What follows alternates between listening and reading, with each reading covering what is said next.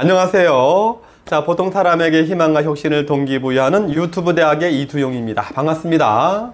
자, 오늘은 삶의 지혜 편으로 모르면 정말 큰일 날 수 있는 스쿨존내 법규정, 민식이법에 대한 3가지 핵심을 정리해 보려고 합니다.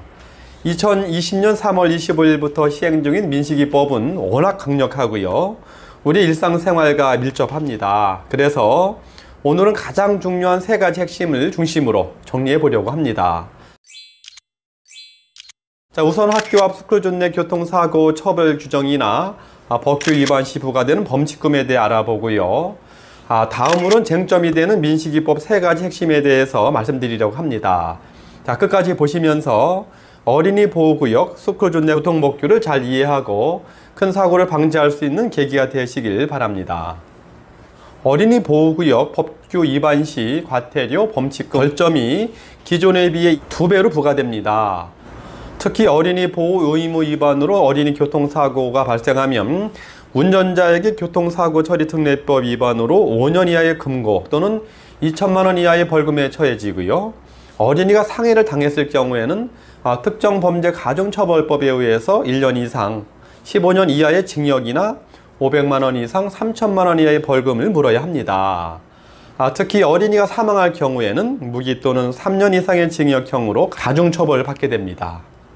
자, 특히 어린이 보호구역 내에서 발생한 교통사고는 특례법상 12대 중과실에 해당돼 피해자의 합의 여부에 관계없이 형사처벌의 대상이 됩니다. 스쿨존 운행 제한 속도도 예전 시속 40km에서 30km로 하향되었고요. 보행 공간이 없는 구역은 시속 20km 이하로 더 낮춰야 하고요. 특히 신호등이 없는 횡단보도에서는 차량은 의무적으로 멈춰야 합니다. 또한 주정차 위반 범칙금 과태료도 승용차 기준으로 현재 일반 도로의 2배인 8만 원에서 3배인 12만 원으로 강화되었습니다. 다음은 민식이법의 3가지 중요한 핵심을 정리해 보겠습니다. 첫째로 스쿨존 내 어린이 교통사고 사망 시 무조건 징역형인가 하는 점인데요. 스쿨존 내에서 교통사고 사망 시 무기 또는 3년 이상의 징역형으로 가중처벌받게 되는데요. 자, 중요한 점은 신호위반이나 제한속도 등 필요한 법규를 준수한 운전자도 가중처벌된다는 주장이 있는데요. 그것이 사실일까요? 가중처벌 강화는 일단 2가지 법규 위반이 전제되어야 합니다. 즉 어린이 보호구역 내에서의 규정속도가 30km 이상으로 운전했는가, 신호위반의 법규 준수를 위반하다 사고가 난 경우임을 명확히 하고 있습니다. 자, 둘째로 휴일이나 공휴일은 어린이들이 학교에 가지를 않기 때문에 민식이법이 적용되지 않는가 하는 점입니다. 자, 토요일 등에도 방과 학습으로 학교에 등교하는 어린이들이 있을 뿐더러 아이들이 학교 주변이나 운동장에서 노는 경우가 많아서일까요? 휴일과 공휴일에 관계없이 오전 8시부터 오후 8시까지 매일 적용된다고 합니다. 다음 3번째로 신호 위반이나 속도 제한 위반을 하지 않았는데 사고가 날 경우에 처벌되지 않아야 한다는 주장은 과연 타당한가 하는 점입니다.